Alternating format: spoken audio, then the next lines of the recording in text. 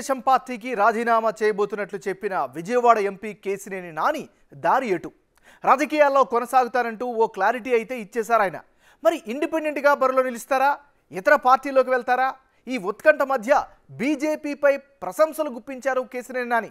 తన నియోజకవర్గ అభివృద్ధికి ప్రధానమంత్రి నరేంద్ర మోడీ, కేంద్ర మంత్రి గడ్కరీ, కేంద్ర మాజీ మంత్రి, బీజేపీ జాతీయ అధ్యక్షుడు నడ్డా సహకారం అందించారంటూ చెప్పారు.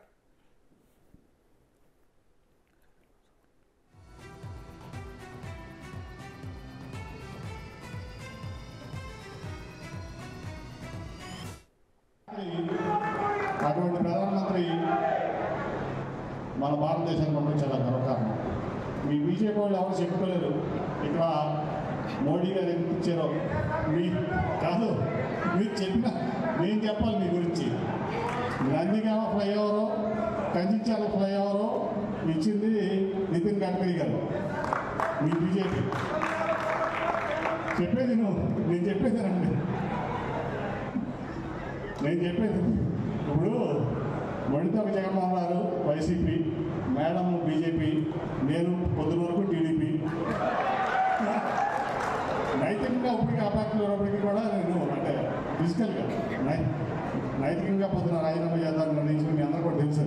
సరే రేపు ఎక్కడ ఉంటానో అది వేరే సంగతి, దాని గురించి ఏదైనా కానీ నా విజయవాడకు సంబంధించి నేను బయట గురించి మాట్లాడాలా. నేను రాష్ట్ర నాయకుడిని కాదు, నేను రాష్ట్రం గురించి నాకు పెద్ద పట్టింపు లేదు. నాకు కావాల్సిన విజయవాడ పార్లమెంటు, నాకు ఇక్కడ అభివృద్ధి. నాకేదన్నా ఈ విజయవాడ పార్లమెంట్లో అభివృద్ధి వచ్చిందంటే అది కేవలం గడ్కరీ గారి వల్ల, బీజేపీ వల్ల మాత్రమే నేను ఖచ్చితంగా చెప్తాను. ఎందుకంటే నేను ఎప్పుడూ చెప్తాను, మీకు తెలుసు నాకు గడ్కరీ గారికి సంవత్సరం ఉండాలి. అది ఏమి ఇచ్చాడో ఏ రోడ్డు తీసుకోండి, విజయవాడ తిరువూరు రోడ్డు తీసుకుంటే నేను ఎంపీ ఒక ముందు 3 గంటలు పట్టేది విజయవాడ తిరువూరు. గంటలో తిరువూరు నుంచి విజయవాడ వెళ్తారు. రోడ్డు 4 రోడ్లు 4 లైన్ అయింది. అట్లా అనేక కార్యక్రమాలు చేశారు బీజేపీ.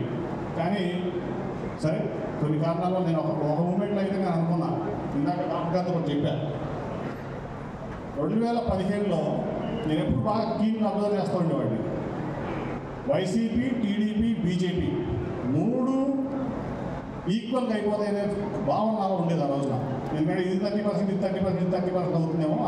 అంత ఇచ్చారు. ఎయిమ్స్ ఇచ్చారు, ఐఐటి ఇచ్చారు, రకరకాలుగా ఈ రాష్ట్రానికి అన్నీ ఇచ్చారు. కానీ మరి ఎందుకనే నాకు తెలియదు కానీ సడన్ డ్రాప్ అయింది. అట్లా ఓకే, ఎనివే చేసింది చెప్పుకోవాలి.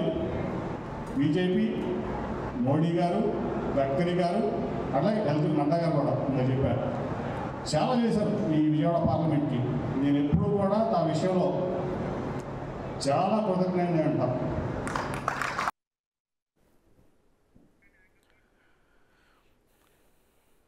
కంచికచర్ల వ్యవసాయ మార్కెట్ యార్డ్లో జరిగిన వికసిత్ భారత్ సంకల్ప యాత్రలో విజయవాడ ఎంపీ కేసినేని నాని హాజరయ్యారు.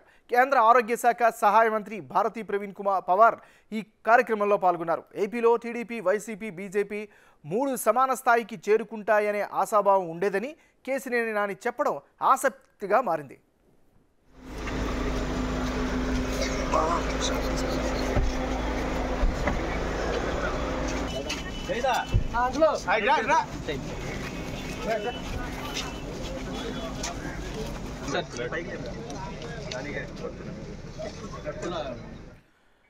కేసినేని నాని చేసినటువంటి వ్యాఖ్యలు ఇప్పుడు ఆంధ్రప్రదేశ్ రాజకీయాల్లో హాట్ టాపిక్గా మారాయి. మరి నెక్స్ట్ స్టెప్ ఏ విధంగా ఉండే అవకాశం ఉంది? ఈయన బీజేపీ పైన పొగడ్తల వెనక రాజకీయ వ్యూహం ఏమైనా కనిపిస్తుందా? రేపు ఏం జరిగే అవకాశం ఉంది? ఇలా పూర్తి స్థాయి అప్డేట్స్ అందించేందుకు విజయవాడ నుంచి మా రిపోర్టర్ శివ లైవ్లో సిద్ధంగా ఉన్నారు. శివ, చెప్పండి, కేసినేని నాని చేసినటువంటి వ్యాఖ్యలు ఏ విధంగా అర్థం చేసుకోవాలి?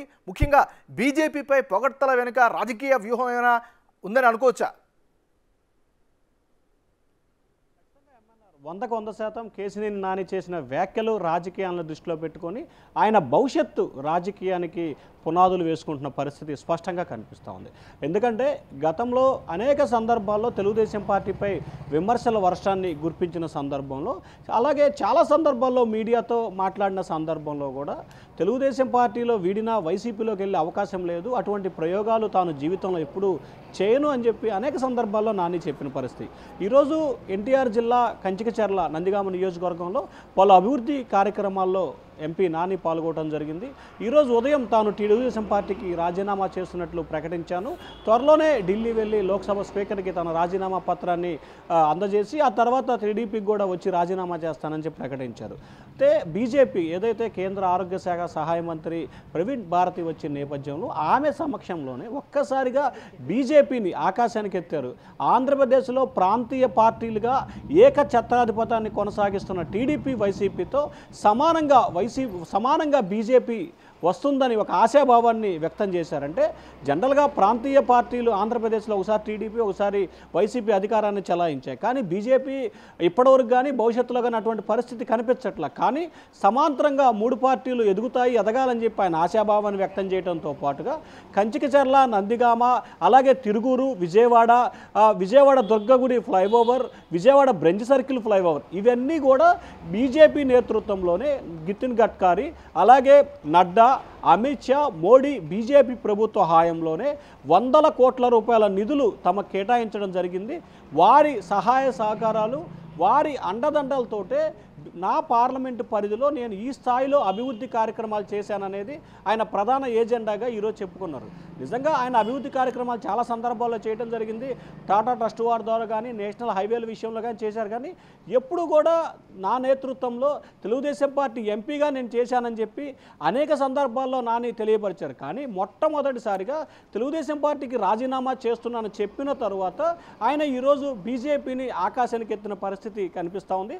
ఖచ్చితంగా రానున్న రోజుల్లో ఆయన భారతీయ జనతా పార్టీ తరఫున విజయవాడ పార్లమెంటు స్థానానికి పోటీ చేసే అవకాశాలు ఉన్నట్లు కూడా ఆయన సన్నిహితులు నిన్న మొన్న కూడా చెప్పిన పరిస్థితి కనిపిస్తోంది. సో రానున్న రోజుల్లో ఆయన భారతీయ జనతా పార్టీలో చేరే అవకాశాలు అయితే ఎక్కువగా చెప్పండి. గత కొద్ది రోజులుగా జరుగుతున్నటువంటి రాజకీయ పరిణామాల నేపథ్యంలోనే ముందుగానే ఆయన పక్కాగా ప్లాన్గా ఉంటూ ఈరోజు ఇలా కేటగిరికల్గా మాట్లాడుతున్నారు అని అనుకోవచ్చా? 100% కరెక్ట్. ఆయన గత కొంతకాలంగా అంటే 2019లో తెలుగుదేశం పార్టీ ఆంధ్రప్రదేశ్లో ఓటమి చెందిన దగ్గర నుంచి తెలుగుదేశం పార్టీపై కానీ ఎక్కడా కూడా చంద్రబాబు పైన కానీ తెలుగుదేశం పార్టీ పైన కానీ విమర్శలు చేయలేదు. తెలుగుదేశం పార్టీలోని ఒక వర్గం నేతలు కొంతమంది నేతలని టార్గెట్ చేస్తూ విమర్శల వర్షాన్ని ట్విట్టర్, ఫేస్బుక్ వేదికగా చేశారు. దాని కౌంటర్గా ఆ వైపు నుంచి కూడా అదే స్థాయిలో విమర్శలు వచ్చిన పరిస్థితి చాలా సందర్భాల్లో జరిగినాయి. కానీ మొట్టమొదటిసారిగా ఆయన బీజేపీని డైరెక్ట్గా పొగుడుతున్న పరిస్థితి కనిపిస్తుంది. ఎందుకంటే ఆయనకి నితిన్ గడ్కరీతో కానీ జేపీ నడ్డాతో కానీ చాలా సత్సంబంధాలు ఉన్నాయి. జేపీ నడ్డాకి సంబంధించి కానీ నితిన్ గడ్కరీ ఈయన చాలా క్లోజ్ ఫ్రెండ్స్గా ఉంటారు. చాలా సందర్భాల్లో వీరిద్దరు కూడా కలిసిమెలిసి ఉన్న పరిస్థితి కూడా కనిపించింది. సో ఈ నేపథ్యంలోనే ఆయన గతంలోనే మీకు ఐడియా ఉందో లేదో కానీ సరిగ్గా సంవత్సరం క్రితం కూడా నాని బీజేపీలో చేరుతున్నారని చెప్పి విస్తృతంగా కూడా ప్రచారం జరిగింది. సో ఆ ప్రచారాన్ని కంటిన్యూ చేస్తూ అనేక సందర్భాల్లో కూడా నాని బీజేపీ వైపు పయనిస్తున్నారని చెప్పారు. దానికి అనుగుణంగానే ఆయన భవిష్యత్తులో భారతీయ జనతా పార్టీలో చేరాలని చెప్పి నిర్ణయించుకున్నారు. ఎందుకంటే ఆయనకు సంబంధించి గతంలో ట్రాన్స్పోర్ట్ విషయంలో కానీ మిగిలిన బ్యాంకు రుణాలకు సంబంధించి కానీ తదితర కేసులు తదితర పరిణామాలు కూడా ఉన్నాయి. సో ఈ పరిణామాలన్నింటినీ కూడా చక్కదిద్దుకోవడంతో పాటుగా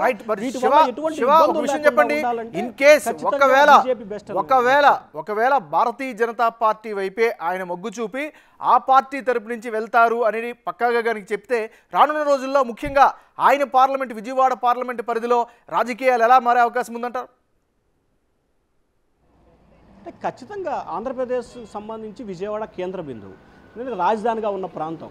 సో ఆయన భారతీయ జనతా పార్టీలో చేరటం అనేది అధికారికంగా చేరలేదు కానీ దాదాపుగా ఆయన 100% భారతీయ జనతా పార్టీలో చేరినట్లు కూడా మనం భావించవచ్చు. ఇక విజయవాడ పార్లమెంటుకు సంబంధించి టీడీపీ, బీజేపీ, వైసీపీ ఈ మూడు పార్టీలు కూడా ప్రధానంగా పోటీ చేసే అవకాశాలు కనిపిస్తూ ఉన్నాయి. కానీ విజయవాడ పార్లమెంటు పరిధికి సంబంధించి ఇది విజయవాడ సెంట్రల్లో కానీ ఈస్ట్ వెస్ట్లో నందిగామ, జగ్గేపేట, తిరువూరు, మైలవరం ఈ 4 మొత్తం 7 నియోజకవర్గాలకు సంబంధించి నానికి సొంతగా ఒక క్యాడర్ ఏర్పరచుకున్న పరిస్థితి ఉంది. సో ఆయన గతంలో ప్రజారాజ్యం నుంచి టీడీపీలో చేరారు కాబట్టి ఆయనకు సొంతంగా కొంత వ్యక్తిగత క్యాడర్ ఉంది. అలాగే భారతీయ జనతా పార్టీకి సంబంధించి ఎంపీగా పోటీ చేస్తారు కాబట్టి ఆ ఇన్ఫాక్ట్ కూడా కొంత పడే అవకాశం కనిపిస్తుంది. సో ఈ నేపథ్యంలో రానున్న ఎన్నికల్లో నాని బీజేపీ తరఫున గెలవకపోవచ్చు కానీ టీడీపీ నియోజకవర్గం గతంలో అనేక సందర్భాల్లో ఈ పార్లమెంట్ టీడీపీ గెలిచింది కాబట్టి టీడీపీ గెలుపు అవకాశాలను మాత్రం ఆయన ఖచ్చితంగా ప్రభావితం చేయగలడు. సో తెలుగుదేశం పార్టీ కొంత టైట్ అయితే ఏర్పరచుకోవచ్చు, తెలుగుదేశం ఓటమి కూడా జరగడానికి ఎక్కువ అవకాశాలు ఉంటాయి. సో నాని ఖచ్చితంగా బీజేపీ తరఫున కనుక పోటీ చేస్తే తెలుగుదేశం పార్టీపై చాలా ఎక్కువగా స్థాయిలో ప్రభావం చూపే అవకాశం ఈ పార్లమెంటు పరిధిలో జరిగే అవకాశం కనిపిస్తూ ఉంది. కానీ అసెంబ్లీ స్థానాలకు మాత్రం నాని ప్రభావం చూపే అవకాశాలు ఖచ్చితంగా పార్లమెంటుకు సంబంధించిన ప్రభావం మాత్రం తెలుగుదేశం పార్టీపై పడే అవకాశాలు చాలా ఎక్కువగా ఉన్నాయి. MNR. Right, thank you Shiva.